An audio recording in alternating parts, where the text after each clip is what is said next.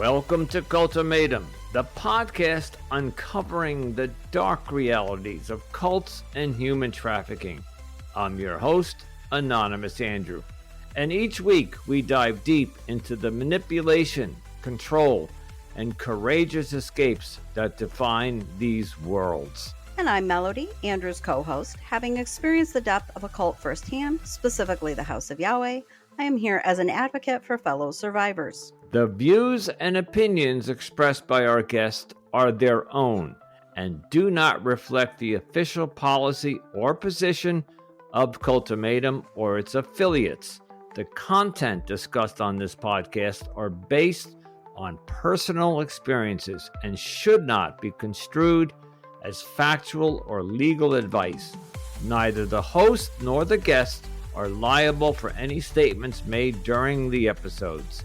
Listeners are encouraged to conduct their own research and seek professional advice where appropriate. And before we dive into today's episode, we want to issue a trigger warning. Some episodes may cover explicit and potentially disturbing subjects such as sexual abuse, rape, human trafficking, suicide, and other sensitive subjects. Listener discretion is advised. Welcome to Cultimatum Podcast, the culture of cults and human trafficking, and my name is Anonymous Andrew, and tonight with me is Melody. Hello, Melody. Hello, Andrew. Thank you so much. Today, we are honored to be joined by Jamie Cormier, a former member of the House of Yahweh. Jamie's journey in the cult began in 1996 when she was about 5 or 6 years old, joining alongside her parents. Although I did not know Jamie during my time in the group, we connected through an ex-member support group that I created for ex-House of Yahweh members. Jamie's story offers a compelling perspective, not only on growing up within the cult after polygamy was more prominent, but also as a survivor who's still struggling with having family members still active in the group. We're so grateful to have her here to share her experience with us. Jamie, welcome to the show. Hi. Yes, Jamie, welcome, and thank you for coming on. Oh, no, thank you for having me. Feel free to start with the beginning, like when and how you joined and what that was like for you at that age and stage in your life. I don't really remember too much about like the very beginning. It was mainly my dad who like saw the prophetic word program. I'm not sure if you remember that back in the day. And a local channel kind of had it on and he saw it. And that was just, he's like, we just need to go here. And so that was how it all began. Like, it was kind of just someplace we went in the beginning. It was fun as a kid and, everyone was happy and we all got along. And then it just got where there was more rules and just, I don't know. And when you joined, the polygamy was starting to be fairly common and open. Is that correct? Yes, I think it had just kind of started out. I want to say I left in 94 and I left because of the polygamy teaching. So it had started, but I think they were still keeping it pretty hush hush when I left, even though they kind of technically had brought it over the pulpit. They weren't, I just don't think a lot of people were participating. I'm guessing by the time you were there, a lot more people were participating in that practice. Oh yeah, it was kind of just like the norm growing up. Like some of my friends they had 2 moms or, it was just kind of normal. You didn't think anything of it as a kid because that's how you grow up. So you're just not really thinking that it's not right. Well, no, as a child, you don't know any. Yeah. As children, that's where we get our teachings From our our parents. Exactly. And so if you grow up in a culture where there's 2 moms and 2 dads or one mom and 1 dad, whatever, No. a bunch of parents running more than one dad. Yeah, exactly. It would seem normal to you, right? So, so it was just normal. Yeah. And then, so about what age were you when you started to, maybe the word critical think might be a little premature, but question. Yeah. I was probably like 15 or 16 and some of my friends were like going through like marriage counseling and stuff like that. And they kind of pushed that, like, when you're a teenager, you go to counseling and it's always, you have to be the perfect like wife. And they're like, it's all about that. Like, the women take care of the men and you have to listen to your dad or your husband or whatever man is over you. Like, you just had to sit there and be quiet. You didn't have a voice. You didn't have anything. Like, you did what you were told, and that was that. And So there just at was nothing 15, else. you were getting counseling to be a wife, even if you weren't betrothed to be married to anybody at age 15? Yeah, you had, like, counselors and stuff like that, and, like, you went through, like, a program almost. It was called, I forgot what it's called, but there was, like, a book, like, betrothal counseling or something like that. So even if, like, Wow. you weren't, I'm sorry? No, so they're grooming you. Yes. Yeah, they're Yes, grooming. exactly. Yes. Like, No, even good though point, I Amber. wasn't, like, betrothed to anyone, like, basically, like, you're taught that that's your purpose in life, basically. That's your only purpose, is that. Wow. Which we've been doing this now 8 months maybe, and we're 50 something episodes in, and every time I hear this, it's still disgusting to me that they treat women like this. It's just No, yeah. I still have a lot of, like, after effects of it. Like, I'm a very strong, independent person right now, and it is very hard for me to give up any kind of control over myself and my life just because of how much control I had to give up, as a young adult. It Oh, is just so hard for me. you must have been quite the rebeler back then. Did you get in trouble? Honestly, I was a perfect Okay. child. Like, I never spoke out. I would get in trouble because I would try to, like, speak up with my dad especially, and he would always get angry with me. Like, you weren't allowed to have an opinion. You weren't allowed to have a voice. You weren't allowed to have feelings. Like, that just wasn't a thing. So you just bottle it all up. And you know what happens when you bottle everything up? It Oh. comes to the surface. So Right. So I'm sure that's a trauma response to what you have now and feeling that you that don't want anybody to control explosive. anything. It's Yeah. very explosive. Like, when I feel the slightest bit controlled, I tend to kind of explode. And it's definitely a trauma, definitely. Yes. It's not Yeah. something good. I've gone through counseling, and it's not something fun to deal with at all. So maybe I'm jumping ahead, but so at 15, you're attending these grooming classes, or you call them counseling. It was called counseling, yeah. That's what I What called it, counseling sessions. did you ultimately find a man and marry him? No. No, I never did. I was lucky, like, my dad never had a second wife. He never pursued that. That just wasn't where his mind was, thankfully, and we didn't have a lot of money, and we lived out of town, so it just wasn't something that he had pursued, um, thankfully. I mean, that's one good thing about it. He didn't push us to get married or anything like that. Like, if that's something that we wanted, then that was fine, and he had us go through the counseling just to kinda save face, I guess you could say, and then we got baptized and all that stuff, and, I just remember it was just hard because we did live out of town, so we'd go there 3 times a year for feasts, and you just had to put on, like, this show almost, and so you were never yourself. You were always this, like, fake person. You were who they wanted you to be, and I remember Yeah, I can totally relate to that, Jamie. I say all the time about, like, even my marriage within the House of Yahweh that we married cult versions of each other. Yes. You're Yes. not yourself. So we You're didn't even meet each other or yep, exactly. Yeah, and that in itself, that's, like, it's such a horrible feeling to feel like that. Like, you have to always be fake. It's horrible. And then the clothes they make you wear, literally, you can't even show your ankles. You have to wear skirts to the floors and long sleeve shirts, and there was, like, purity laws. So, like, if you're a female and you were on your period, like, you were basically apart from your friends, from the congregation, like, you were separated. You couldn't be together. It was just like you were almost exiled. Wait a minute. How would they know that you Because were menstruating? they made us wear, like, masks and gloves and long sleeve shirts, and you had to sit on mats. They had this whole thing, like, they were called purity you had to laws.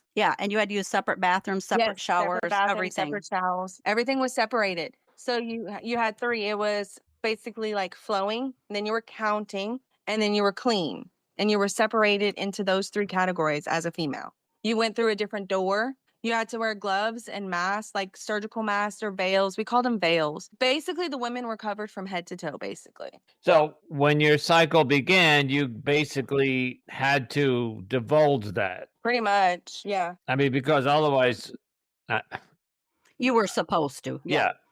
Because I know the human body, there's no telltale sign that you're menstruating other than you're bleeding, and that's covered with clothes. Yeah.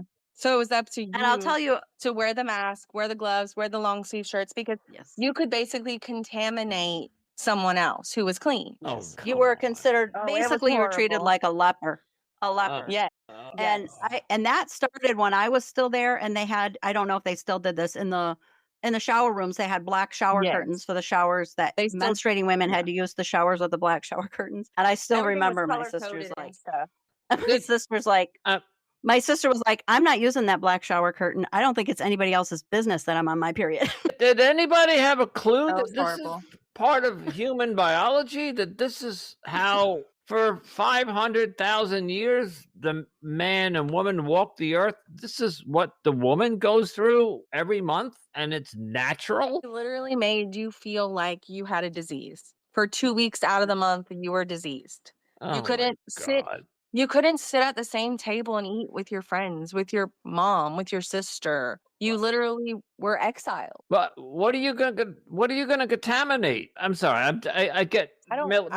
know. Melody knows I get really like growled up when I hear this crap. It's just And this is a new part of the story that Andrew, I think, has not heard before. every time we have a House of Yahweh guest, I learn more, and different it's yeah. like holy shit. I'm sorry. I like the shock factor. There's so much. There's so many things you can't even, like, get into all of it. I know my last Oh, you're feast right. when I was like, "I've had enough with this place. This place isn't the true place," is I had started working when I was 18 years old, because that's what you do. When your parents don't have a lot of money and you wanna get your driver's license and all this stuff, you get a job. So I started working with my mom at the local newspaper in the town that we lived in. And I started hanging out with people my own age. And, it's fun. And you have friends that are normal, like real normal. And your whole new world is opened up to you. And I remember I would go to the feast and I would just pretend. I would save face. I would be the best, most righteous daughter of Yahweh that I could be. And inside my heart, I just wasn't there. And I remember thinking that if I got like anointed or whatever as deaconess, because you know how you have the elders, and then when you're a female, you're a deaconess.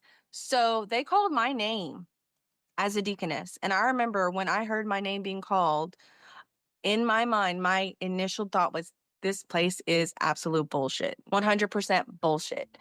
Because if the creator is really making these decisions, then he knows in my heart that I'm not righteous. And in my heart, I'm not really in it. So he would have never made me a deaconess. He would have never gave me a Right. position in this place if he really was real. So your critical thinking started kicking in, because that's exactly what that's all about. You're starting to question what the Yeah. teachings of what they're teaching you just didn't align with rationale. Yeah, it didn't. Not Yeah. at all. Not at all. It wasn't rational. Not even a little bit rational. Just as a side note, what state were you brought up in? I live in Louisiana. Yeah, I could tell. I love your accent. Thank you. Okay. Yeah, this is just blows my mind that this whole thing goes on with the separation of the women and the men, and then but It was hard. so you said earlier that today you're a independent woman, and you can't be controlled. I'm saying that in a good way. But at what age at some point that must have conflicted with you? 15, 16, 17 is when your mind and personality is really developing, right? Mhm. So maybe I'm jumping ahead, but what at what age did you really begin to start questioning all of this? Probably around 17, 18. It was around the time that I had gotten my job, and they call it your worldly job. Like, this is your job in the world, and you're supposed to work to pay tithe to the house of Yahweh, and you give your tithe for the work. You basically have a worldly job to support the work. So whenever I started working in the world, that was when in my 18-year-old mind, I was like, everything that I ever thought was true and real isn't. It's not. Like, they tell you that the worldly people are evil and, heartless, and that just wasn't true at all. I got a question. So, and this is to both of you because you're both House of Yahweh X, and so I'm worldly because I'm not a cult member. I wasn't in the Yeah. House of Yahweh. So, if we're so bad and so evil and so whatever, but you can come work for us. See where I'm going there? Yeah.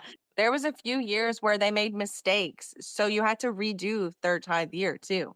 Oh, it wasn't last year, it's Yes. really this year. So we had to give 30% multiple years in a row. Yeah, but you got no refund No. that because they did the math wrong. Because same thing for me. I was only in for 5 years, but we did third tithe 3 times in 5 years. The math Yeah. doesn't work. Yeah, exactly. The math doesn't math. And what happens if you say no? Like, I did pay it last year, because obviously they're strong arming you into giving more. You would basically like get ostracized, basically. Like you're not part of us. You don't believe. And you would get it in counseling too. Yeah.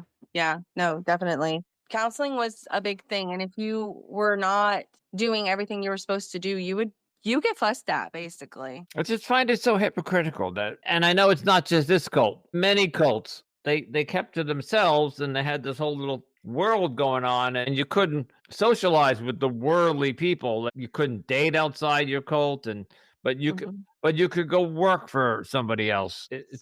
Is that hypocritical? All right. It's that basically like do as I say, not as I do kind of Uh-huh. mentality. Yep. Okay. I'm just going to back up a little bit in your story, Jamie, because I think, and I suspect this from other ex-members that I've spoken to, that sometimes the getting ordained thing, getting ordained a deacon, a deaconess, elder, whatever it may be, sometimes they will do that to people that they fear are getting Away. ready to fall away or starting to doubt. And I think they do it to try to pull them back in Mhm. because they are hoping that they will be tempted by the power of the position.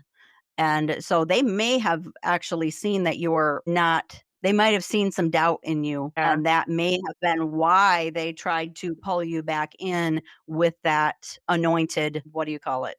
Position. So And that could be true. So they may have sensed that you were beginning to critically think, and that they by to stop that, they pulled you back in by anointing you deaconess. Yeah, I mean, it could very well have been the case because, like I said, I was working in the world. I did start wearing worldly clothes whenever I wasn't there, and you start questioning, like in your counseling sessions and stuff, you'll start to have questions that you never had before. So, probably in their mind, they're like, what's going on here? And then if you're 18 and you're Well, still not questioning marriage, like I still never, ever, not one time asked to actually be married. I just went through the counseling just because it was something you did. But I never asked to actually go through and get married ever, not one time. I kind of know the protocol or policies, but were you at 15, 16, 17, just because you're a young adolescent and your hormones are spinning, because it's natural to be curious about boys and boys curious about girls. Did you have a crush on a guy? Did you want to date somebody? I never was around boys ever. Really? By the time I was that age, everything was completely separated. There was a wall up, probably when I was like 14 or 15, there was a wall up in the sanctuary. And even at our local elder's house for services, there was a curtain. Like in the room, there was a curtain. The men went in one door, the women went in the other door. So I was never around boys ever. and that's by design, Andrew. And I get that, but we've heard in other stories from either this cult or other cults that the adolescents, the teenagers, got around that by sneaking around or passing notes, or so. I'm just wondering if you didn't. Well, I didn't grow up there. And we were homeschooled. That's right. We were homeschooled. So like I was only around the people that my parents brought me around. Okay. So I didn't have like a social life until I started working when I was 18. And then I started getting a social life. I'm sorry to keep hopping on this, but I'm just curious, as at what point did you become interested in boys? Once I started working in the world. Okay. Yeah, Like she was around him. It wasn't a thing for me. Because I wasn't around them. And I'm just going to, for the audience sake, I'm going to give a little insight here that on my perspective, I believe that the reason that this was done, meaning the walls and the curtains and the separating of the boys and the girls, was because the older elders did not want the young women and the young men to see each other because it would be natural that they would be attracted to each natural. other. Thank And you. the old men and the old men wanted first dibs on all the young women, and they didn't want the competition of the young, healthier men. Yeah, because I didn't even know they existed really. Like I was literally surrounded by females pretty much from the time I was 13, 14, 15 years old until I started working at my job. I didn't even know how to talk to boys. Did you have any siblings, brothers? I have a sister. Sister, okay. I have a twin sister.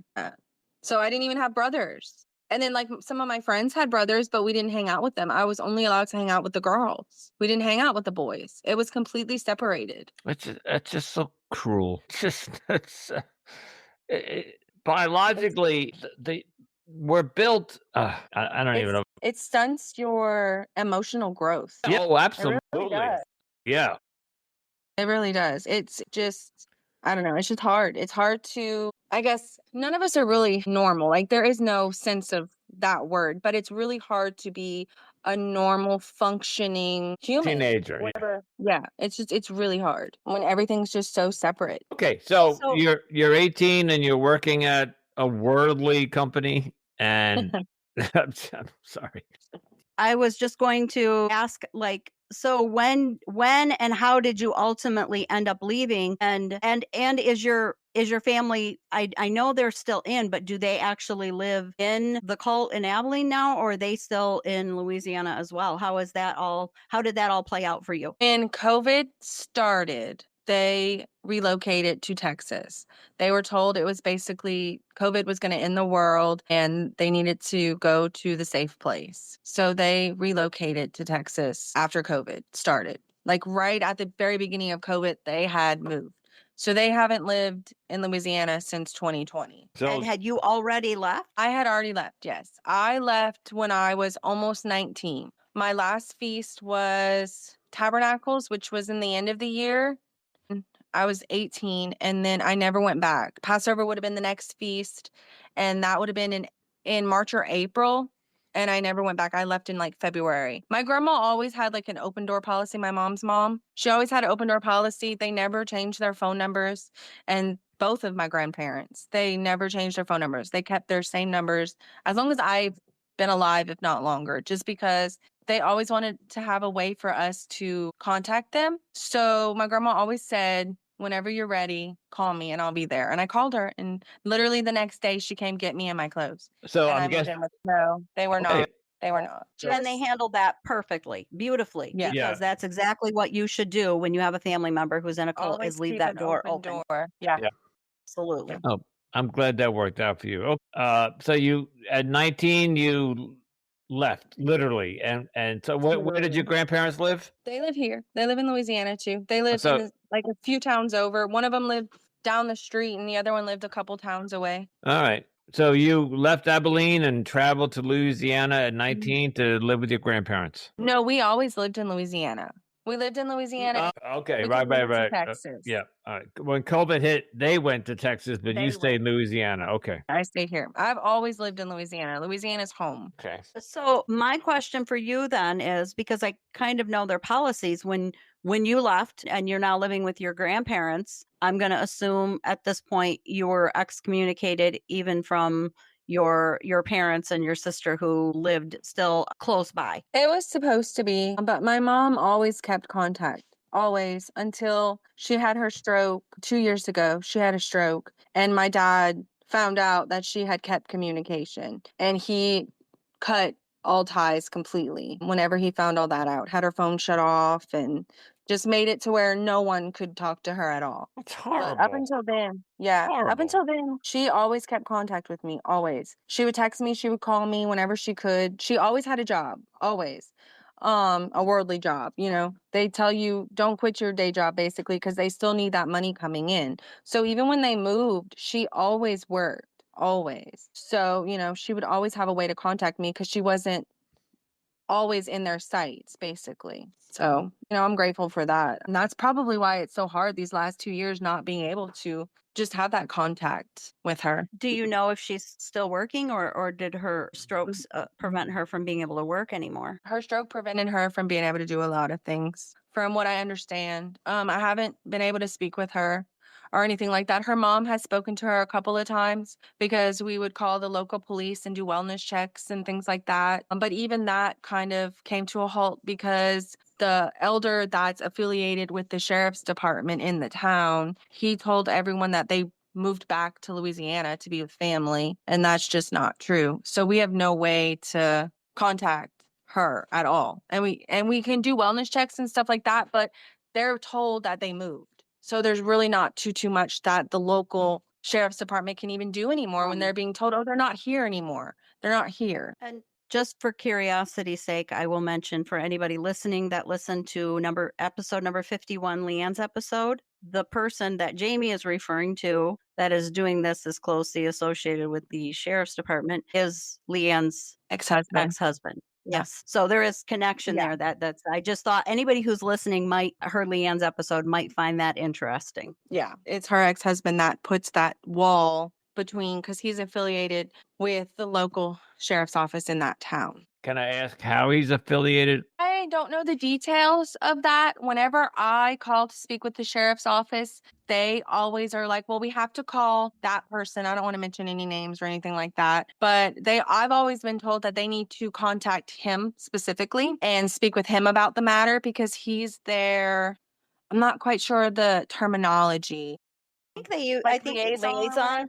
Yes. Yeah. Yes, that. Yeah. Basically, because they have to keep like an open connection or something like that for certain reasons. I'm not really sure all the terminology and legalities and all of that. I'm not really sure about that. Not 100% sure, but I will say what I've heard, which is that he went through some sort of like training to become like a sheriff or a deputy or something. And that I think that the town was not too happy about the idea of him being an out and out sheriff. So I think they gave him this liaison position to where he kind of knows the laws of the land and then he kind of communicates between law enforcement and the rest of the cult, basically. Yes, is my understanding. That's my understanding as well. I'm not sure, like I said, all the legal terms and all of that, but that's my understanding too. He's basically the wall in between, basically. So they had kind of like an insider at the police department. Yes, he's their insider, yeah. So every time you call to get a wellness check on someone, they call him. And they're like, well, we don't have any reason to believe that he would not be telling us the truth.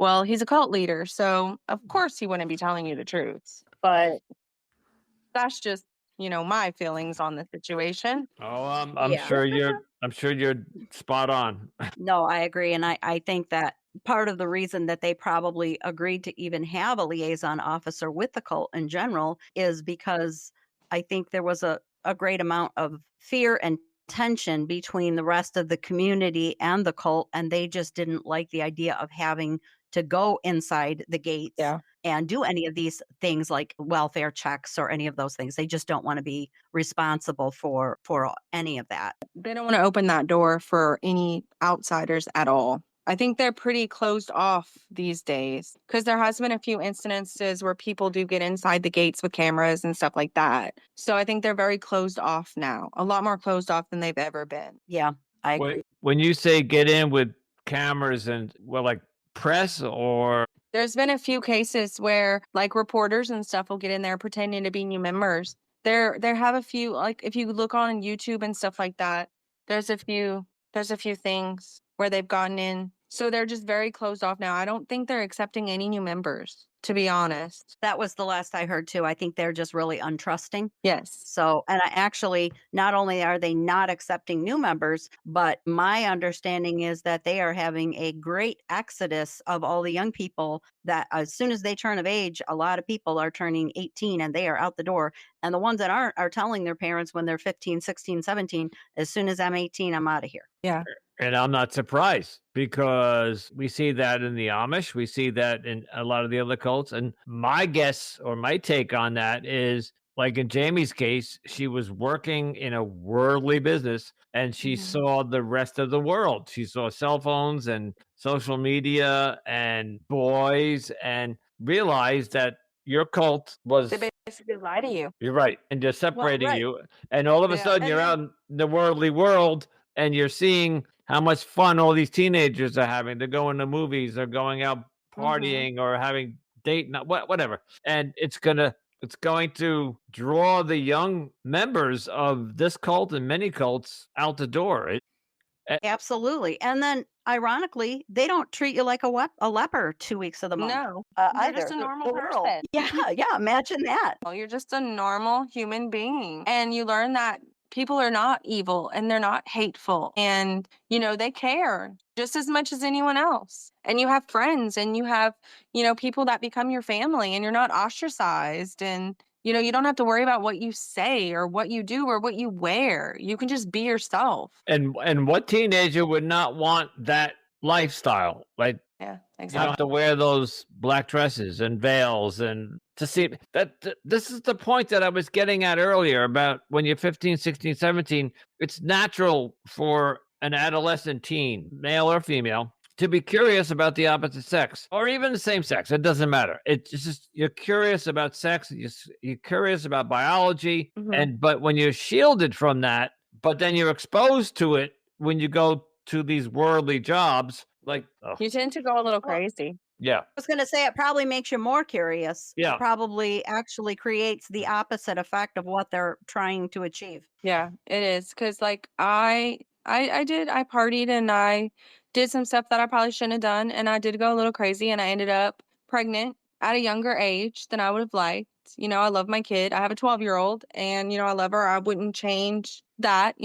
If I wouldn't have did what I did, I wouldn't have her. And it put me in a relationship for 10 years that, I probably, if I had grown up differently, I probably would have realized it wasn't the healthiest relationship for me. Jamie, worldly people do that too. Don't beat yourself up over that. There's plenty of us worldly people who make mistakes. And, I had a third child out of wedlock, and the sky didn't come crashing down. Yeah, well, and that's something that you do learn. Like, you do all these things and you don't get hit by lightning, and you don't, nothing really happens. It's your own mistakes, and you just learn. And it's just really hard, and it's a really shocking all at once, I guess, to just come from being so sheltered and then just to be out in the open. It's a really shocking experience. So I'm curious, you had a child at what age? I was 21. I had just turned 21. And the man that you met was worldly? Yes. Okay. He was worldly, and he was 10 years older than me. Wow. Okay. Yeah. I was 20 and he was 30. And you stayed with him for 10 years? For 10 years. We were together for 10 years. And just shy of 10 years. Who walked away from who? I decided that it just wasn't healthy. Okay. Good for you. Yes, Yeah. good for you. Yep, just like you walked away from the House of Yahweh when you decided that wasn't healthy. Yeah. Yeah. So, do you want to share with our audience like where you are today and in your deconstruction and how that's going for you? Today I just try to take life every day, like every day at a time, one day at a time. You get up, you go through the motions, get my kid up, get her to school. I go to work. I'm a warehouse manager at a local grocery store. I'm about to have my 11-year anniversary over there. So I just try to be as normal as possible. And I, have gone through therapy, and I've done a few things and recognized that I do have like depression and anxiety and a lot of things that I just have to deal with like anyone else. And you just day by day, one day at a time. Yeah. Again, us worldly people have depression and anxiety, and welcome to the reality. It's normal. Yeah. It's just normal. Jamie, is there a new man in your life at all? Yeah. I've been with the guy I'm with. We're going on 5 years. Yeah. So no, he's good. He's good. He puts up with me. It's definitely not easy, but he does it. Did he have a child? No, he doesn't have. Yeah, we just have one kid. I was a one and done. Okay. And I'm going to assume that, I mean, I hope for your sake that maybe somehow, some way your mom might listen to this podcast. I don't know how and why and in what world, but if she is listening, is there anything you want to say or a message you'd like to kind of send out to her in case she finds this by some miraculous miracle? I just would want her to know that I love her, and I always love her, and I just want her to be okay. And I'm not mad at her, or, she just did the best that she could. And she was married to my dad, and she wanted to follow my dad. You follow your husband, and that's what she did. And that was what was right for her. And, I'm not angry about it. It is what it is. And I love her, and I just want to talk to her. Do either of your mom or dad know that they have a grandchild? Yes, my mom has hung out with her and spoken with her. My dad has never uttered not one word to my child. My child thinks that he hates her. She asked me all the time, why do we never talk to him? He was literally in my apartment and he never said 2 words to my kid a few years ago. It was a big thing. It was a really big thing. It was very traumatic for my kid. All right. And there's a lot.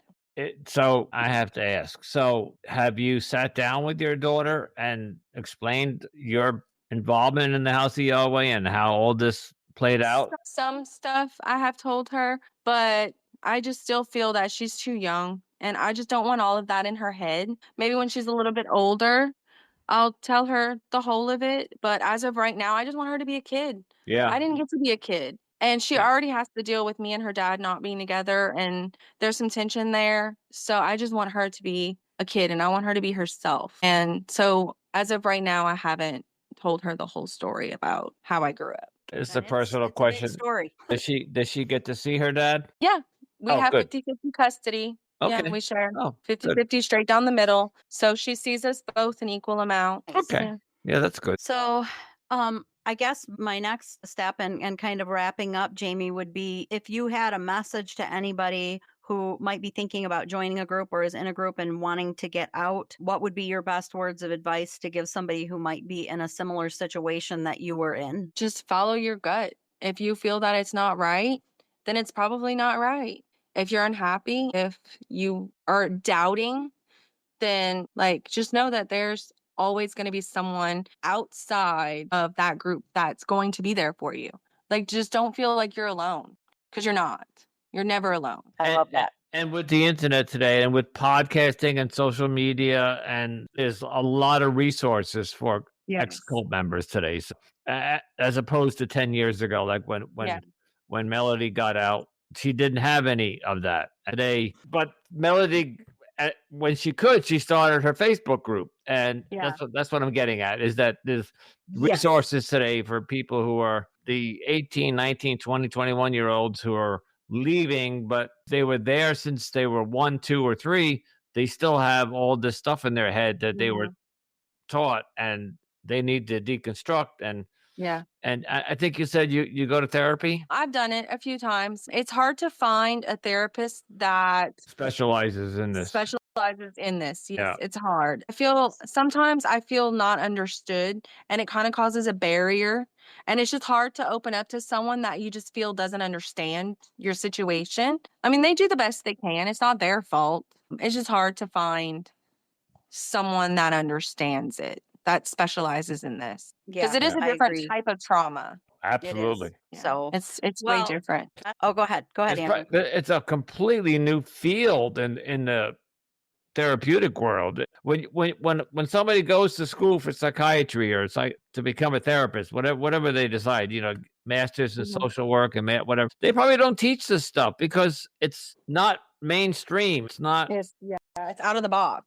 Exactly. It's just now in 2025 because of this podcast and many others like it, and many Facebook groups and many websites. It's just now coming to light about the trauma that many cult survivors have gone through or are going through. And I hope that the universities or whatever who are teaching are the therapists that are, some of them may not realize in this, but at least they can get some education in it. So if somebody like you walks through the door, they know how to help you. Yes. I would like to believe with all the documentaries and the publicity that cults are getting these days that they are going to start teaching this as part of college for therapists and psychiatrists to be able to specialize in cult recovery type therapy. I think that should be a specialized field for people to work in. 100%. Yeah, very helpful. Yes. Yeah. Absolutely. Yes. Well, I'm glad that was helpful to you. And you can see I've branched out since then and have the Cult Escape and Recovery group now, and I've got the podcast. And I'm glad that is helping, because that was exactly my intention, is because I had that same feeling of just like nobody understands what I've been through, and I thought, well, the only people who would are other ex-members. And so I'm like, well, how could I get them all in one place? How could we help each other? Yeah. Yeah, no, it's amazing. You feel like you're on an island alone, and then that door opened up, and you're like, I'm not alone. Yeah. Yep. I would like to think that, see, I come from the world, Jamie doesn't know this, but I'm a recovering alcoholic. So I come from a world where there's these self-help groups. So the only person who can really help another alcoholic is another alcoholic. So Yep, exactly. I'm wondering if maybe some support groups are popping up around the country for cult survivors who can get together. I mean, Facebook is great and it's online, but Face to face. yeah, I'm just thinking somebody could start a in-person support group where you can go once or twice a month or once a week or whatever. And No, that would be great. yeah, Yeah, I know there is one in Michigan, but it's in Grand Rapids, which is like a 3-hour and 45-minute drive for me. Mhm. That's a long way to go for us. Yeah. yeah. I love the idea of it. If there was one closer, I would certainly be part of it because I think it would be helpful. There could be some on Zoom. After the Yep. pandemic, many support groups, including AA and all the 12-steppers, and a lot of support Yeah. groups went online and stayed online. So I Mhm. wonder if you Google cult surviving support group or something, you might If there's find something. something else, Yeah, I wouldn't Yeah. be surprised. I'm sure. Okay. There used to be one. I don't know if there is still one, but I'll give them a little plug here. Vashti Initiative website used to have one. I know because I used to help facilitate that group. I don't know if they're still doing that. The last I knew, they were still doing that. Yeah. So, but I like it, and maybe it's something I should take into consideration as part of even the cult escape and recovery group, having a weekly or monthly support group of some sort, because I think it would be helpful. Oh, yeah, definitely. It'd be very helpful, I'm sure. I know I would definitely sign up for that. Well, I'm gonna put that on my list of things to do. Jamie, any last thoughts before we say goodbye? Just for anyone out there listening, like you're not alone. So don't feel like you're alone. I know being in a cult in a situation like that, it's very isolating, but just know that no matter how isolated you feel, there is always someone out there that will be willing to help. Always. I Okay. love that, Jamie, because if you listen to our podcast, the tagline that I always end the show with is, as always, stay safe, stay informed, and remember, you are not alone. Yeah. That is how we end every podcast episode. So I love that. I think that's perfect. Thank you so much for coming on the show and sharing your experience with us today. We appreciate you. Yes, Jamie. Thank you very much. Thank you. And once again, we want to thank Jamie so much for coming on the show and sharing her experience with us. Wow. Andrew, I love the shock factor of Yeah. when you find all these new things about my cult, because it's just, there's so much, right? There's so much weird shit. Let's just say it like it is. And then, of course, once we stopped recording, Jamie dropped a bunch of new stuff about the cult, and then you two were talking. Jamie said something about people, the younger generations, they're leaving in flocks, and I'm so happy to hear that. I really Me am. too. Because Me too. at some point, all these elders are going to be standing around one day going, where is everybody? There's going to be 150, 25, and then one day there's going to be 5 of them, and that could be a decade down the road. But I think the House of Yahweh and some of the other ones, yes, their time has come. Time has come. I have heard that too, and I don't think that the House of Yahweh is the only cult being affected by that. The younger generation having more potential exposure to that critical thinking. How can it not with social media? Because once they get, I get that they're sheltered when they're in if they're in the community and they go to these festivals. But what really shocked me, and I'm happy for it, is that they allow them to go work in the worldly world. Right. Where do you think they're going to get? They're going to get exposed to the worldly world. Yeah. And these young kids are going to see social media. They're going to see. Yeah, I think actually a lot of them aren't working in the worldly world right now, but I do think word has gotten around and they are aware of phones and technology and all that other stuff. So they're still getting that exposure somewhere, right? Yeah. You can't put somebody in a bubble forever. And the same thing's going to happen. No. And I always use the Amish as an example, but it's just a matter of time. The Amish actually lit Ramhausen? They let them go out for a year. Yeah, I always get that wrong.